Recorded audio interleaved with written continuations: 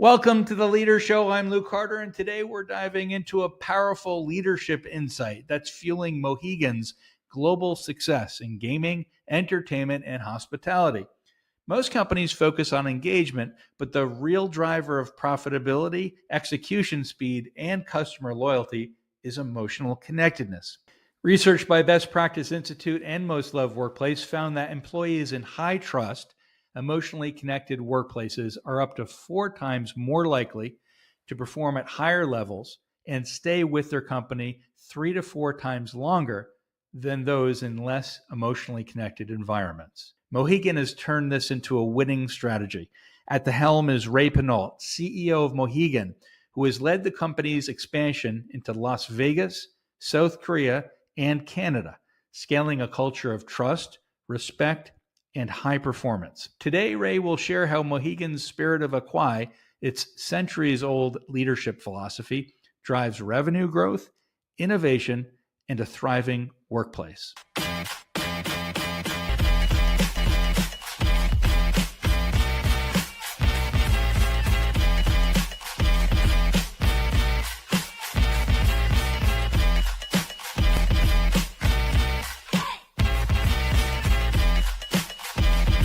Care about each other and we care about the customer, and that is the one legacy. That's the name of the game.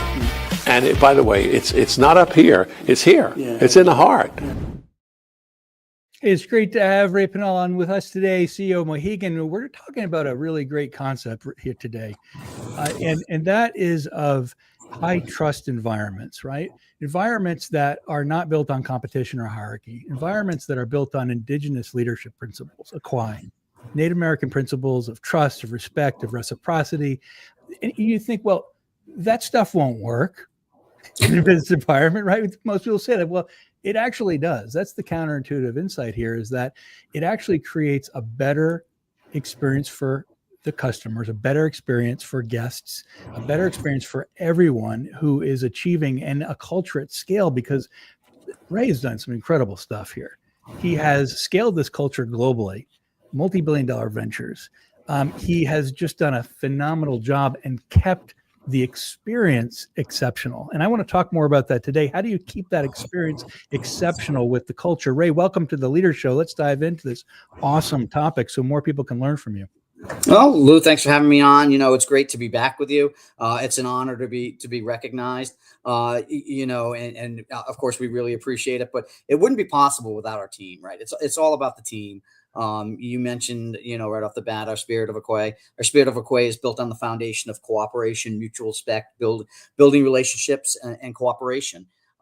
It's easy, I think, for companies to say, what their culture is, but you got to believe it. And you got to hold people account to it. And you have to demonstrate it. And you have to demonstrate it on a regular, ongoing basis.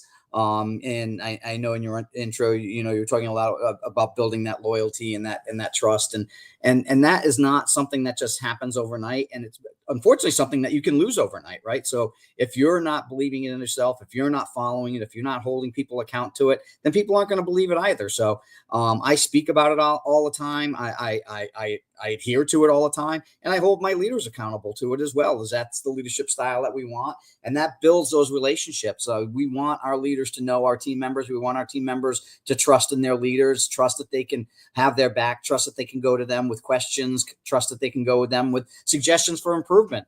And, it's an everyday job. It's not something that, you just pick up one day and say, hey, we're going to do this and talk about it for a little bit. It's something you have to actually live every day. Yeah, let's get into that, because a lot of people are going to be asking and wanting to know, how do you keep and hold people accountable for it, right? And how do you do that, right, every day, so that they can feel comfortable coming to others, they can feel like they can create that high trust environment, that they create a great guest experience, right? So what are your tricks and tips for holding people accountable? And then I'd love to see how you do that in a global scale, because you're going beyond just a culture. You're going into other global cultures. It's a whole different ballgame. So first, how do you hold them accountable? And then how do we scale it culturally?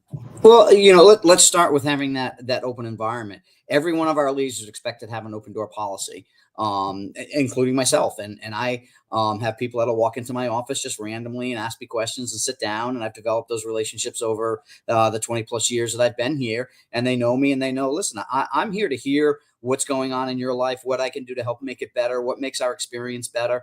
And if it's an issue with a team member internally, let's hear about it. Let's hear what's going on. Let's understand what the issues are. Let's resolve it together and let's work cooperatively. So it starts with leadership, and leadership being open-minded to hearing from their team members. And if this is an issue going on, we have to address it.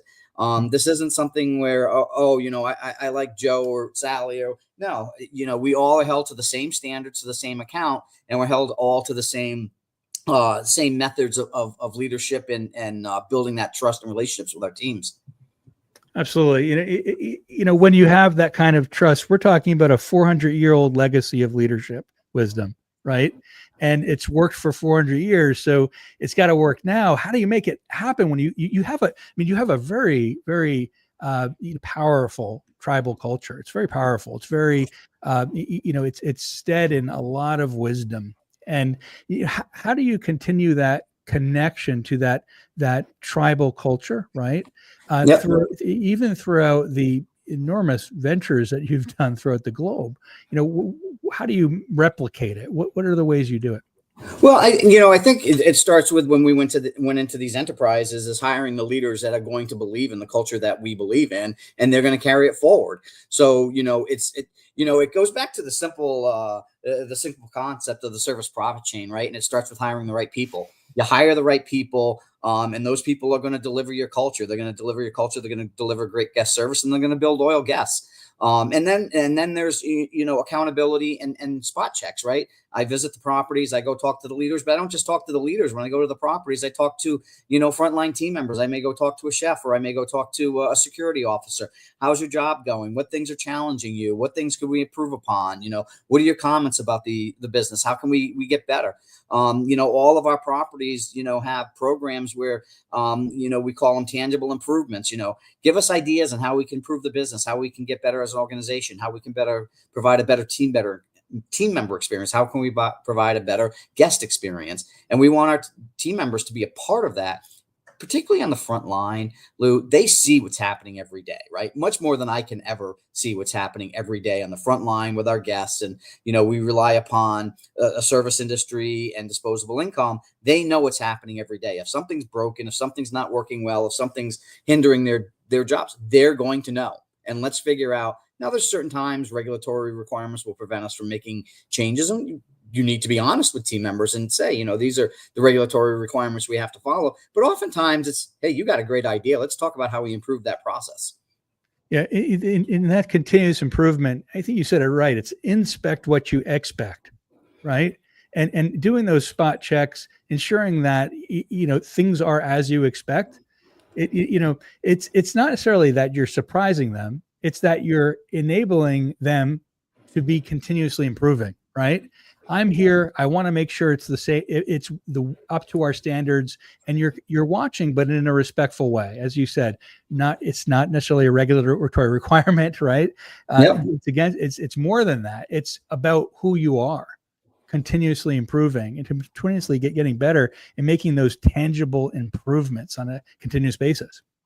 Every day, every department has a goal of having at least 5 items that they're looking at as potential. And, some won't come to fruition, right? Because you investigate it and say, oh, this isn't really going to help us. This is going to change the process. But oftentimes, last year in our flagship property in Connecticut alone, they implemented over 125 tangible improvements over the year in various departments, some small, some large. And all of those are intended to have an impact on efficiencies, on guest experience, on team member experience, on the overall culture. So we're listening to our team members, we're listening to their feedback, and we're taking action on it and holding people accountable to make sure we live by it. And that's the thing, taking that action, daily. And that is part of Spirit of Kawhi, isn't it? It absolutely is. Right. The reciprocity aspect. Yep. And let's talk about your global expansion, because there's a lot of global companies as well out there. Tell us about that. I'm sure there's a lot of regulatory, a lot of negotiations, and understanding those different cultures. What was the way in which that you see some, some tricks and tips for doing that to others who are expanding globally? What would you say to them? I think, one of the important things is to, you don't, what's the right word? You stick by your culture, right? Regardless. But when you're going international, you have to be respectful of other countries' cultures. It's not going to be like yours. They're going to have a tremendous amount of differences. I'll give you a great example is when you go into the Asia Pacific Rim. It's very, very hierarchical. We don't run our organization like that. Obviously we have titles and we have leaders and we have bosses and, people who are making decisions at a certain level each and every day, but we want our team members to be empowered. And that's a foreign concept or abnormal concept in many Asian Pacific Rim countries. And you have to be cognizant of that and respectful of their culture. But I don't think that bringing things like cooperation, mutual respect, those aren't things that are foreign to anybody. It's, how anybody would want to be treated. So bringing that to them and letting people know in different countries that this is how we expect people to be treated. This is how we expect our team members to be treated. This is how we expect you to treat our guests. And if you want to be in these organizations, these are the cultural standards you should live by. So I don't think it's, rocket science. It's reinforcing. It's living. I think one of the important is living by it, right? I truly believe it. I act that way. Like if I ever got out of line from our Spirit of Equay, which I don't believe I ever have, I'd want people to hold me account and say, Ray, that just wasn't in alignment with our culture. I'd want them to call me out. Yep. And the culture is earned because people genuinely, they're engaging in this awesome customer experience, engaging in mutual respect. And it is universal, isn't it? Right. There's a word for mutual respect in nearly every language, right? Ikigai in Japanese, you have Senko, which is mutual reciprocal, or jonjong in Korean, right?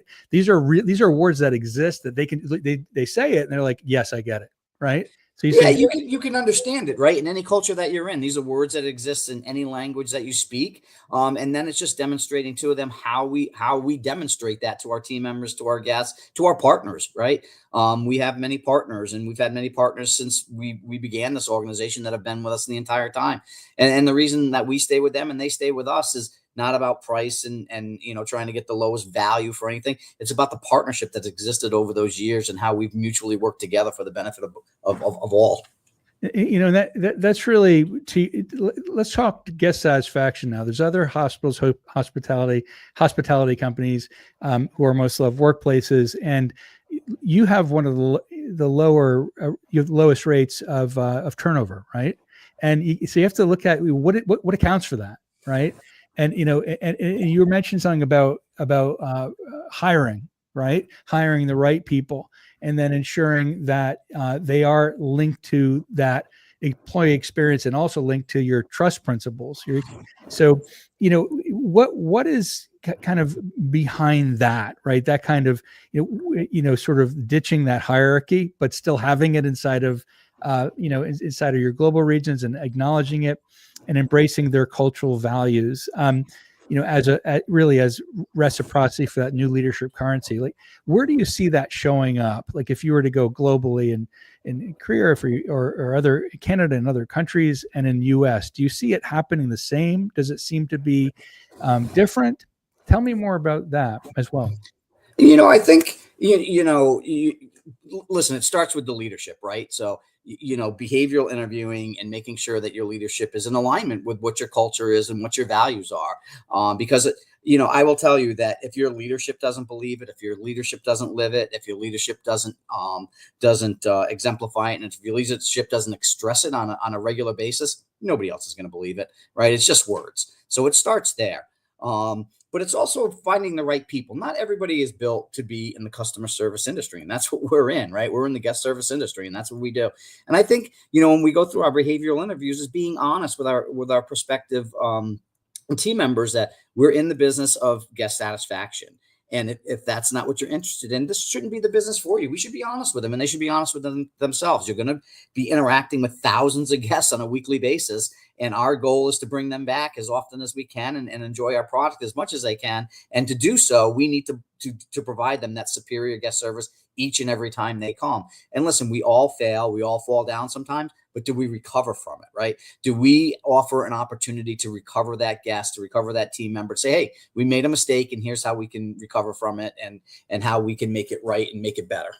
Yeah, that recovery, I've seen other hospitality companies have a recovery fund, right? Yeah. So they can provide $10,000, $20,000, remuneration or extra special hospitality to them. Ritz-Carlton has something like that. Yeah. Too. And, that sounds like you're also in that way.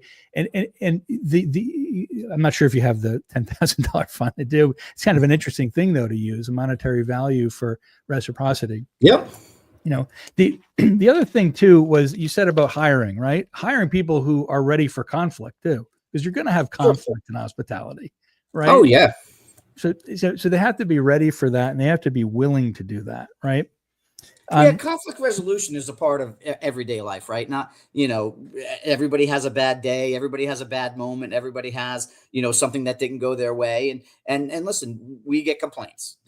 Anybody that's in the customer service business that serves millions of people a year, you're going to get complaints. But how do you recover from those? How do you make it right for the guests? How do you, our goal is for a guest. We do a lot of guest service surveys and we are very fortunate that, in excess of 76% of the time we get A scores, but what we focus on, the 24%.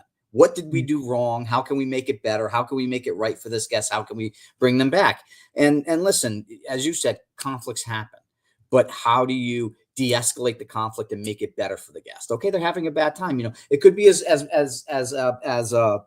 simple as, you're at a concert and the guests around me are too loud or disruptive. Okay, let me move you to another section where, it's probably not as disruptful for you.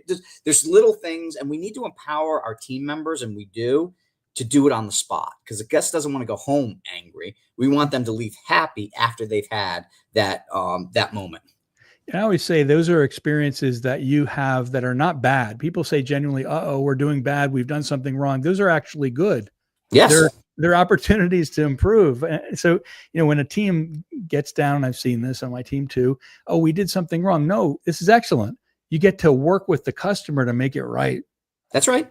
It's an opportunity to re-engage that guest and build that loyalty, right? There's nothing wrong to admit you made a mistake or there was an error or something went wrong. But what's wrong is not saying we can correct it for you and help you out and make it better.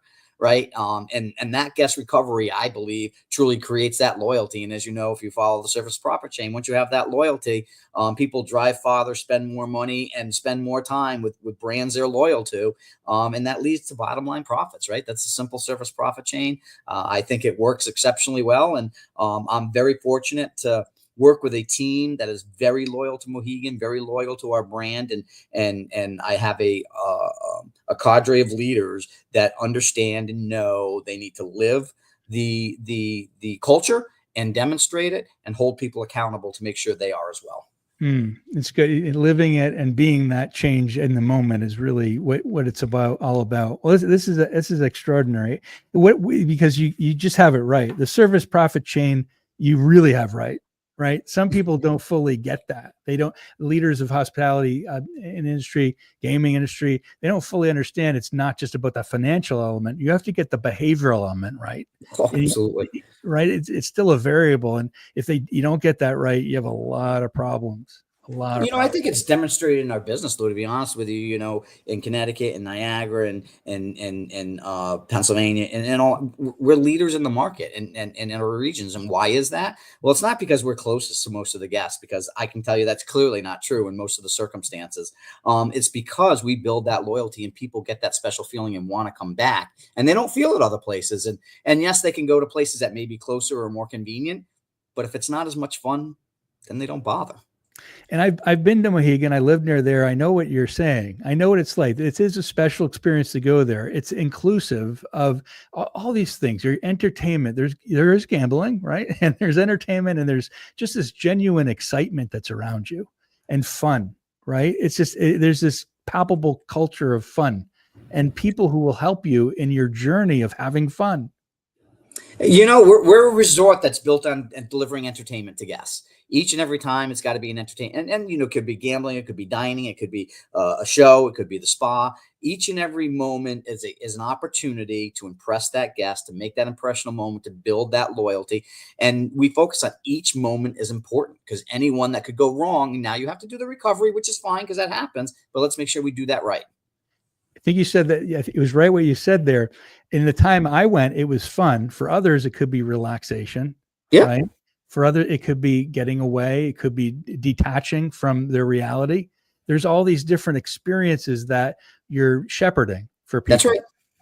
Right. And it's got to be a personalized, individualized experience for each guest. And there's some, reading the guests, understanding what is the guest looking for, what is the guest, expectation. So there's some of that, kind of foreshadowing and trying to delve into what they're looking for. And we look for our team members to do that with guests, be inquisitive, ask them, what is it you're looking for? How can I help you? There's nothing wrong with that. Guests love to be asked questions, and they'll tell you what they want.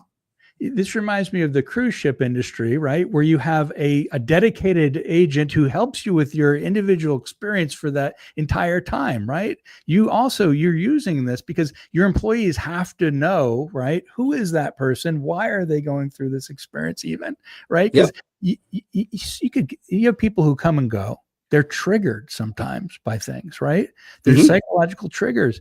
And if you don't fully understand the complexity of a human being, right? Yeah. And the complexity of their visit, it becomes more like just a job every day, right? It's, I'm just checking someone in. I'm just making sure the tables are properly, set, right? It's more than that. It's a deeper experience than just that. It's much more than that. If it's just a job and you're just showing up and you're just punching a clock and you're just filling out a form, that is not going to demonstrate the guest care that we expect of our team members, top to bottom. So it needs to be much more than that. It needs to be about the guest experience. It needs to be delivering. We call it every guest, every time, right? Every time you interact with a guest, every time that you have that interaction, how do you make it a memorable moment for the guest so that they leave remembering, hey, I met Ray and what a great job he did for me, how much he helped me out, or how he explained something to me. I remember Ray. I want to go back and see Ray because that was really fun. Absolutely. Yep. And we remember experiences, and these are the most loved experiences that we have, right, in life. And and some people, invest. Some people, of course, you should invest, but some people look at vacations and experiences and family and having those, and that memory becomes a kind of psychic wealth for people. And isn't that the most important thing about how we spend our money is experiences? And I've often told my children this, and whoever I've spoken to, right? You can buy things and that's great. And your material things will probably last for joy for a day or two, but then after 2 or 3 days, it's old, right? It's no longer new. But when you go on, one of the things, personally, that was great for me. And my daughter graduated from college a year ago, and I took the whole family on a vacation, and they're all in their 20s now, and it's hard to do. And the kids still talk about it to this day because we had so much fun. And that's the same thing we need to deliver here at our property. It's experiences. It's things that people want to remember because that's what they remember in their mind. And if it's a great experience, they want to relive it. And you can't trade those memories. You keep them with you, all the great times, and you hearken back to them, and to the memory and the time or what's spoken or what was done at that time. There's real value in that. And longevity. Exactly. Yes. Even after one is gone, right? Remember when we did that, when dad, when mom, when whomever. That's right. It's awesome stuff. It's great to talk with you, Ray. It's great to connect back to you and being a most loved workplace. And congratulations again this year. You guys always do so well.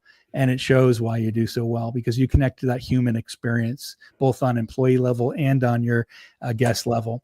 And it shows through talking with you today and throughout your data as well, your reports.